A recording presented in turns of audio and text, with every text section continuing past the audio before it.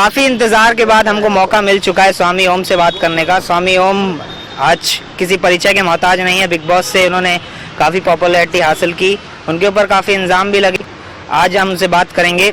स्वामी जी, मैं आपसे नहीं पूछूंगा कि आपने पेशाब क्यों फेंका या क्यों करा, आपने जो करा आपने सोच समझ के किया होगा। आप कहेंगे कि आप एक्टिंग कर रहे थे, मगर आपने सलमान के ऊपर काफी आरोप लगाए कि आईएसआई का एजेंट है, दाऊद उसका दोस्त है, आपको मरवाने के लिए फोन आ रहे हैं बार बार।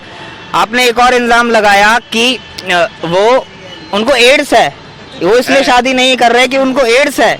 अब इस बात का आपको कहाँ से पता चला, जरा ये बताइए। अरे उसने खुद ही बताया था, और एड्स ही नहीं है, वो शादी का ड्रामा कर रहा है। लंदन में उसकी बीवी है, एक लड़की है, और उस लड़की को भी एड्स हो चुका है, उसकी बीवी को भी एड्स हो चुका है। अच्छा। ये ड्रामा करता है, हिंदू लड़कियों के साथ सेक्स करके उनमें एड्स फैला रहा है, और निश्चित रूप से ये लव जिहाद हम नहीं चलने देंगे, ये आतंकवाद हम नहीं चलने देंगे।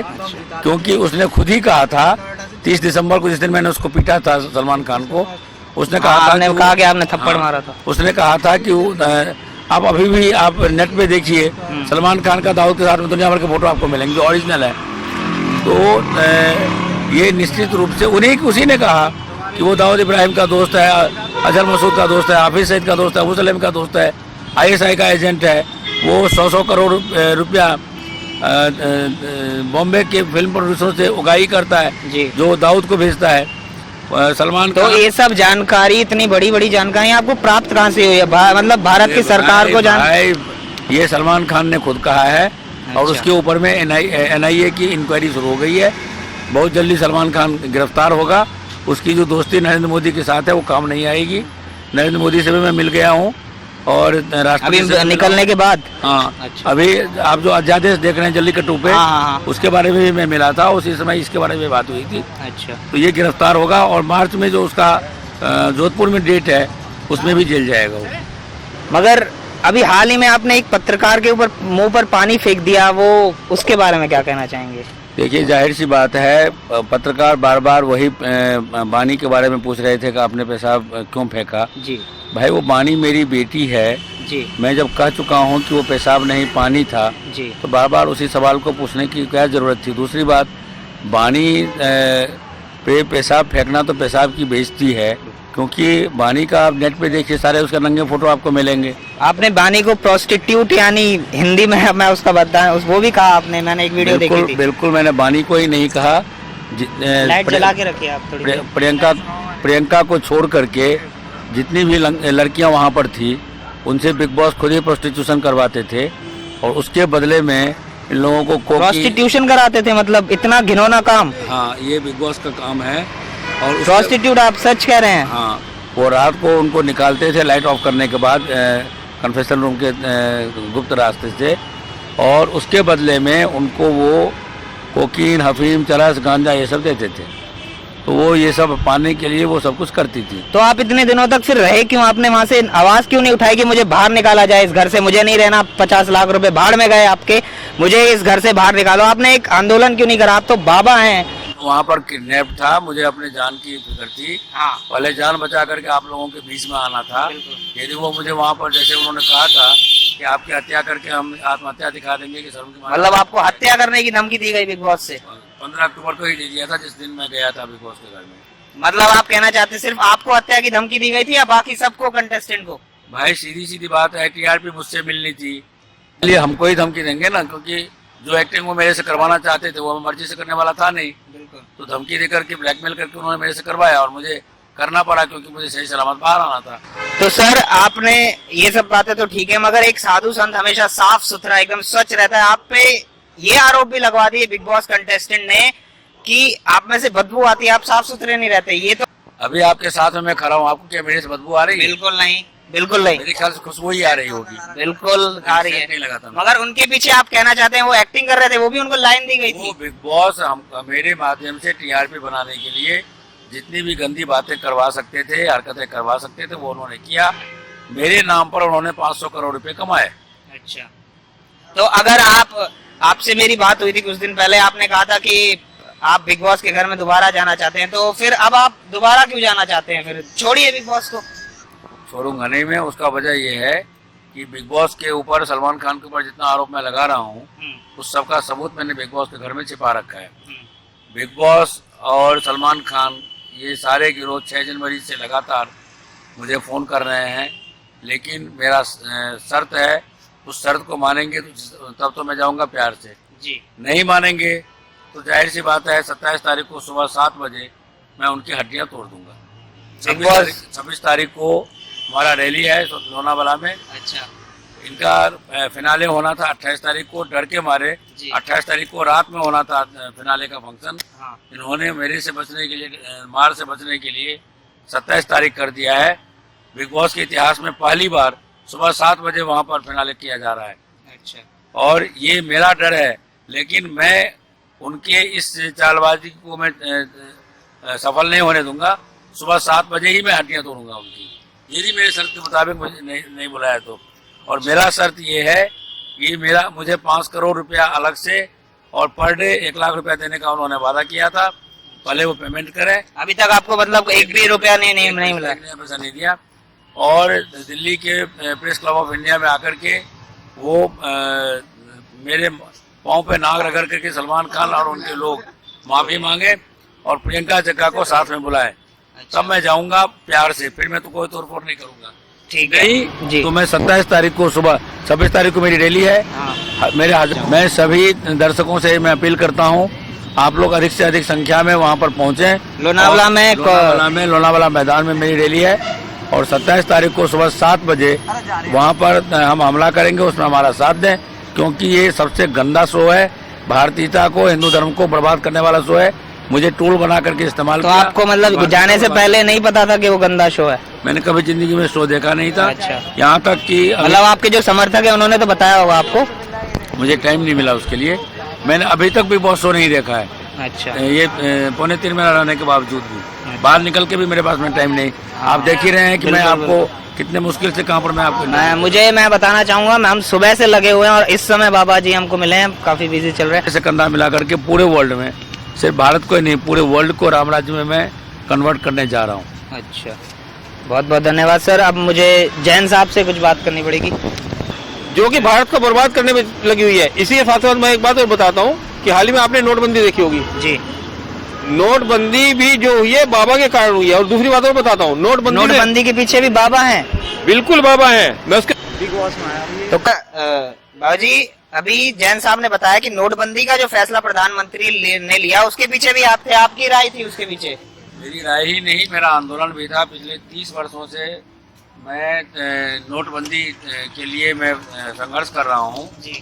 और जब 2014 में प्राइम मिनिस्टर बने, 14 में भी, 15 में भी और 16 में भी मैंने वित्त मंत्री और ये सबूत भी दिखा रहे हैं बाबा अपने साथ, इस पे जरा आप फोकस कीजिए। देश को गुलाम बनाना चाहते हैं। देखिए ये बाबा जी आप बताएंगे कि किस वक्त की तस्वीरें हैं ये लगभग? ये साल भर पहले की है, मतलब नोटबंदी से पहले की तस्वीरें बाबा ही दावा कर रहे हैं। तो और उसमें हमने उनको ये कहा था कि ये 15 जुलाई की जी। तो ये और उस वक्त मुझे प्रधानमंत्री ने, वित्त मंत्री ने ये कहा था कि आप जो कह रहे हैं वो सही है और हम इसको करेंगे। मुझे खुशी है कि उन्होंने मेरी बात मानी और ये नोटबंदी को उन्होंने साकार रूप दिया और हमारे आंदोलन को इन्होंने सार्थक किया। ये देखिए, ये सारा हम लोग, हाँ। और इतना ही नहीं, ये देख रही है, इसमें जस्टिस दीपक मिश्रा को मैं जूता मारने की धमकी दे रहा हूँ, वो भी आपके सभी चैनलों ने चलाया था। इतना ही नहीं, प्रधानमंत्री जो नरेंद्र मोदी जो आज प्रधानमंत्री हैं, उसके पीछे भी आप वो ये देखिए, ये किस वक्त की तस्वीर होगी? ये 4 मई 2016 की तस्वीर है। हाँ, ये सबरीमलाई मंदिर में जब रजस्वला स्त्री को प्रवेश दिलवाने के लिए जस्टिस दीपक मिश्रा जब बार बार हर दूसरे दिन डेट डाल रहे थे तो कोर्ट में जाकर के हमने धमकी दी थी कि तो ये जूता मारूंगा यदि तुमने अगला डेट डाला तो। तब से लेकर आज तक, 4 मई से लेकर के आज तक उस केस में डेट ही नहीं पड़ा और जस्टिस दीपक मिश्रा उस केस से हट गए। अच्छा। और जजों को दूसरा जज अपॉइंट करने की हिम्मत नहीं हो रही। ये स्वामी जी का काम है। प्रधानमंत्री जो नरेंद्र मोदी है प्रधानमंत्री, वो मेरी देन है। नरेंद्र मोदी या बीजेपी की वजह से प्रधानमंत्री नहीं बने। मतलब आपसे संबंध कब से, कितने पहले के संबंध है आप नरेंद्र मोदी जी से? जब वो जवान थे और मैं जवान था तब से मेरे, मतलब मुख्यमंत्री बनने से भी बहुत पहले? बनने से बहुत पहले इवन मुख्यमंत्री जब बने थे तो जिस वक्त आप ये देखिए अभी भी ये जल्लीकट्टू के ऊपर में हमारा परसों भी रैली हुआ, कल भी रैली हुआ, सारे चैनलों ने टेलीकास्ट किया है।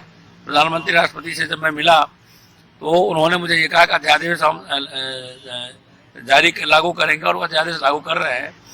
उसी में मैंने ये बिग बॉस का और सलमान खान के बारे में भी बात की है, जिसकी वजह से उनकी बहुत जल्दी गिरफ्तारी होने वाली है। जिस वक्त अटल बिहारी वाजपेयी ने टेलीफोन किया था नरेंद्र मोदी को कि नरेंद्र मोदी तुम कहाँ हो नरेंद्र, तो उन्होंने कहा कि मैं स्वामी ओम जी के साथ में स्मशान में हूँ, साधना कर रहा हूँ। उन्होंने कहा किस लिए, तो उन्होंने कहा मुझे मुख्यमंत्री बनना है गुजरात का। तो वाजपेयी जी ने कहा कि तुमने स्वामी ओम जी के साथ साधना किया है, तुम अब आ जाओ, तुमको हम गुजरात के मुख्यमंत्री बना रहे हैं। ये मैंने कह रहा हूँ, नरेंद्र मोदी का उस समय का बयान है। और 2004 से लेकर के 2014 तक पूरे इंडिया में कैंपेनिंग मैंने उनके लिए की। 8 जून 2013 को नरेंद्र मोदी ने जब मुझे फ़ोन किया गोवा से कि स्वामी जी आडवाणी जी रूट करके दिल्ली बैठे हुए, मैं बन नहीं पाऊंगा, तो मैंने उनको कहा था 1 घंटे के बाद कोई चैनल देख लेना। मैंने आडवाणी जी का घर घेरा और उसका परिणाम हुआ कि आडवाणी जी पीछे हटे और वो केंद्रीय प्रचार अभियान समिति के अध्यक्ष बने, बाद में प्राइम मिनिस्टर बने। अडानी और अंबानी को लेकर के मैं RSS चीफ भागवत जी के यहाँ गया नागपुर। उनको हमने कहा कि आडवाणी जी के पास में तो पैसा नहीं है, लेकिन अडानी और अंबानी जैसे लोग खरबों रुपए खर्च करने के लिए तैयार है इनको प्रधानमंत्री बनाने के लिए, तो बिना पैसे के प्रधानमंत्री बनाया नहीं जा सकता। तो आपने तो उसमें वो सहमत होकर के उन्होंने उस बात को माना, जिसके परिणाम स्वरूप आज वो प्राइम मिनिस्टर हैं। तो आपने देखा कि ओम बाबा जी ने दावे किए, मगर दावे के साथ सबूत भी पेश किए। तो ये थे हमारे साथ ओम बाबा जी। बाबा जी बहुत बहुत धन्यवाद आपका हमसे बात करने के लिए। बहुत धन्यवाद, आपके दर्शकों को बहुत बहुत धन्यवाद। और आपके दर्शकों से अपील है कि आप लोग SMS करें कि 25 जनवरी से पहले स्वामी ओम जी के शर्तानुसार तुम नहीं बुलाओगे बिग बॉस के घर में। फिर बिग बॉस के घर में फिर क्यों जाना चाहते हैं आप बिग बॉस के, जब इतना बुरा है, इतना गंदा है वो शो, जब उसमें प्रोस्टिट्यूट होता है। मुझे सबूत निकालना है आप लोगों को दिखाने के लिए जो मैंने वहाँ। तो सबूत के लिए तो आप कह रहे हैं कि आपने कोर्ट में केस भी कराया, तो यार तो कोर्ट में केस के बदले में उसको वहाँ सबूत भी दिखाना पड़ेगा ना मुझे, सिर्फ केस करने से तो होता नहीं, आप जानते हैं। तो इन्वेस्टिगेशन करेगी ना कोर्ट और पुलिस जाएगी वहाँ पे सबूत निकाल के लाएगी। तो पुलिस को वो सबूत अपने खिलाफ सबूत देंगे क्या? वो पुलिस को क्या पता कि कहाँ हमने क्या छिपाया है, वो तो मुझे ही मालूम है।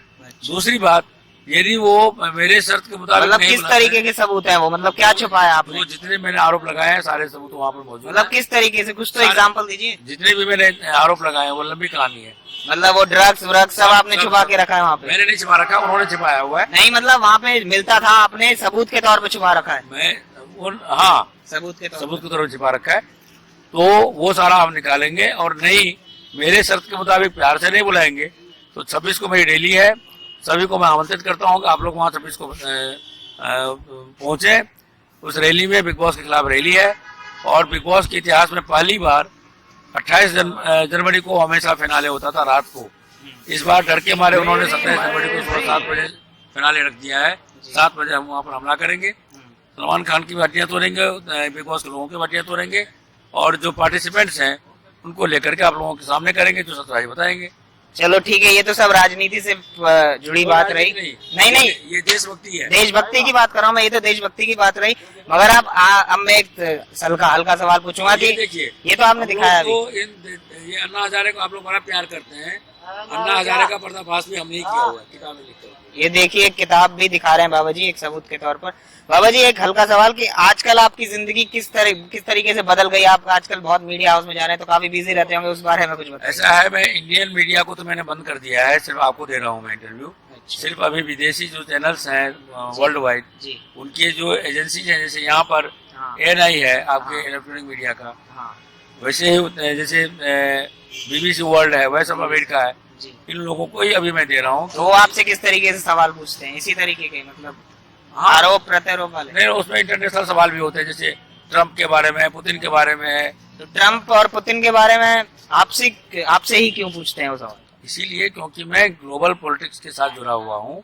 और इंदिरा गांधी को 1984 में मैंने नेम कंट्रीज का चेयरमैन बनवाया था, उसके लिए 150 कंट्रीज का दौरा मैंने किया। ट्रम्प को राष्ट्रपति भी आप ही ने बनाया?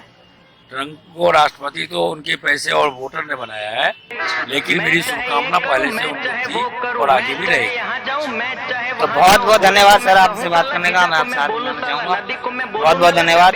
कैमरामैन अमन पांडे के साथ मैं हर्ष कुमार। चुपचाप बैठे रहो, बोलना मैं बोलूं ना, चाबी बिना खोलूं ताला, मेरे बारे में कुछ कहना नहीं, चुप